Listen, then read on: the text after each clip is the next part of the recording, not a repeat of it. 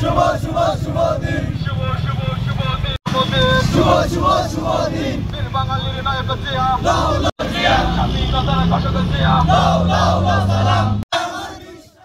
গোপালগঞ্জের টুঙ্গিপাড়ায় বিএনপির সহযোগী সংগঠন ছাত্রদলের ৪৬তম প্রতিষ্ঠা বার্ষিকী পালন করা হয়েছে। দিবসটি উপলক্ষে বুধবার সকালে বিএনপির সহযোগী সংগঠনের নেতাকর্মীরা একটি বর্ণাঢ্য শোভাযাত্রা বের করে। শোভাযাত্রাটি পাটগাতি বাস স্ট্যান্ড থেকে বের হয়ে উপজেলার বিভিন্ন গুরুত্বপূর্ণ সড়ক প্রদক্ষিণ করে পাটগাতি পৌর মার্কেটে গিয়ে শেষ হয়। পরে সেখানে ছাত্রদলের ৪৬তম প্রতিষ্ঠা বার্ষিকী কেক কাটা হয়। টুঙ্গিপাড়া উপজেলা ছাত্রদলের আহ্বায়ক ইসমাইল হোসেনের সভাপতিত্বে আলোচনা সভায় উপজেলা বিএনপির যুগ্ম আহ্বায়ক মাহবুবুর রহমান নাসির, জাকির হোসেন ফকির, পৌর বিএনপির সদস্য সচিব এমদাদ মোল্লা, যুবদলের আহ্বায়ক মুক্তার হোসেন মোল্লা, সদস্য সচিব আমিনুল ইসলাম, স্বেচ্ছাসেবক দলের আহ্বায়ক শেখ জসিমউদ্দিন প্রমুখ বক্তব্য রাখেন।